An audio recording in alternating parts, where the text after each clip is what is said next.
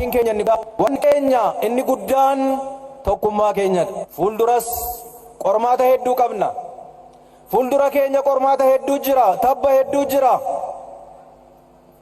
Tabbi guddaan fuuldura jiru, qormaanni guddaan fuuldura jiru, hiyyummaan keenya, rakkinni keenya akka inni nun jilbeeffachiisne gochuudhaaf yoo ta'e furtuun keenya tokkummaa keenyaaf tokkummaa keenya.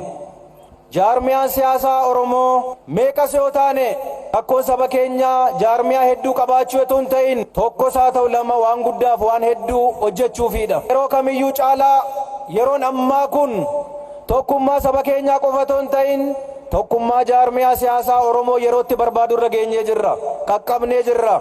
Kanaaf